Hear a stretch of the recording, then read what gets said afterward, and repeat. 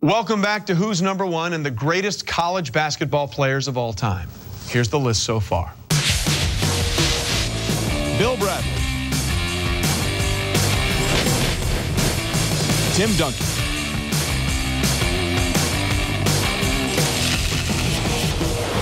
Tom Gola.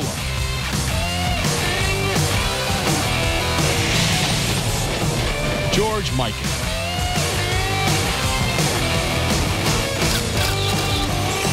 Michael Jordan.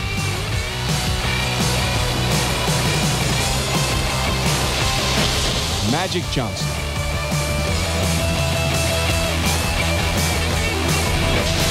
Christian Laettner.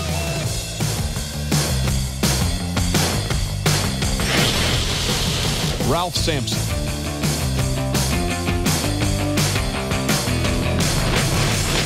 Elvin Hayes.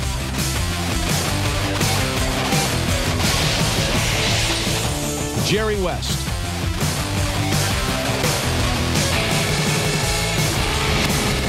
Patrick Ewing.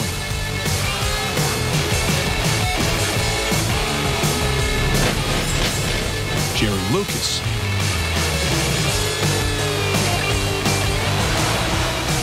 David Thompson.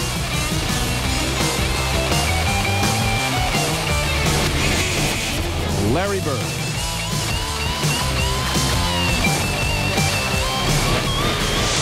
Pete Maravich.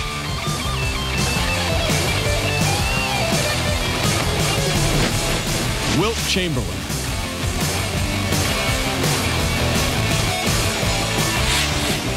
Oscar Robertson.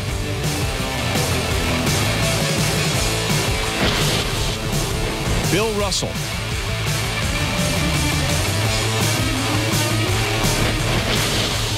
Bill Walton. So who is it? Who stands alone? Who is the greatest college basketball player of all time? All right, just pretend you're shooting a free throw now. Deep breath, exhale, release. One.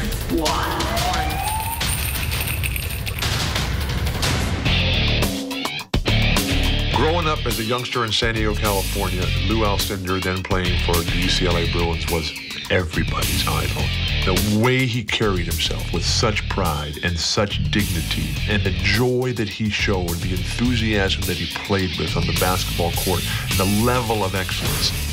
He became known as Kareem Abdul-Jabbar, but in 1965 he was Lou Alcindor, and he was leading the UCLA freshman team to an intra-squad victory over the mighty Bruins varsity. The losers were slack-jawed. It was a very humbling experience, to say the least. It was one of the few times, and maybe the only time that I can think of, when I saw Wooden speechless for a moment. He really didn't know what to say to us. We got them into the habit of losing. They had a real tough season that next season, and it was a funny experience. They were #1 in the nation, but #2 on campus. After losing, all I could think of is the season's going to be a long season, but we get a chance to play with him the following year. When the teenager from New York was eligible at last to play with the varsity in December of 1966, he debuted with 56 points. Now, that's a school record. Averaging 26 points and 16 boards, he led UCLA to 3 national championships and a record of 88-2. He was so dominating that the NCAA banned dunking after his sophomore season. I told him, you're going to improve your hook shot, you're going to improve your little short jump shots off the board I like you to turn on. You're going to be better at all these because you're going to have to work hard on them, and you will. He wanted to learn and to be the best, and I think the dunk rule was the best thing that ever happened to him. Because if you think about it, if he'd have just been able to dunk it every time, he probably never would have developed those areas of his game. The greatest winner in college basketball history. Lou Alcindor lost 2 games in his 3 years. UCLA was already good when he got there. They had won the 2 national titles prior to his freshman year, but after he got there, they became the most dominant program in college basketball history. Time now for our second guessers to take their shots and assess our list. Did we dunk it or did we miss completely? What's the verdict? All right, Scoop, let's get into the list. No problem. Right off the bat, I have an issue with Pistol Pete Maravich being number 6. I'm sorry. Higher, right? I know you went to college in Louisiana, but there's no way he is number 6, the 6th greatest college player of all time. Yes, sir, easily. He never led his team to the NCAA tournament in 3 years. He only led them to one postseason tournament, and that was the NIT, where they finished 3rd. Pistol, I know he averaged 44, but he shot 44% from the floor. That was his number. The whole offense was based around him. And that's because his nobody else got to set it up that way. Exactly. If my father was the coach, I'm taking 40 shots a game too. Come on. Cool, but you still got to execute. You still got to put the ball in the basket. He's in the top 20. He's in the top 20, man, and his flashiness was great. He should be high. There's no way he's number 6. This is the best players, not about winning. It's the best. But the best players win. When they got things around it, when they got substance around it. At least to some degree. They didn't have substance because nobody else got to touch the rocks, man. Come on. You know that. All right, look, I'm okay. I'm not going to argue that. I see I'm going to lose this argument. But look, I'll give you Pete. All right. If you give me Will Chamberlain, drop it. Because if you talk about Pete shooting 44% from the field, Will Chamberlain at 7 feet, the average person guarding him at 6'6", shot what, 47% from the field? And you talk about not winning? Okay. He did not win any championships when he was in Kansas either. Now you look at all the other great players on this list: Lou Alcindor, Bill Walton, Oscar Robertson, Jerry West, Larry Bird. Look at their field goal percentage. Will shoot 47? No, he got to come. Right, so where's Will going? Roughly, where's Will going? He's going below top 10. I know you had issues, too, with Ralph Sampson, number 13. Oh, overrated. I think he's one of the most, he's definitely, to me, one of the most overrated players on this list. Not because I'm looking at his NBA career, but you look at the time in which he played, to me, his numbers were okay, but he didn't dominate the game the way he should have. And you look, he played at the era of Patrick Ewing. Patrick Ewing on this list is at number 10. Justifiably so.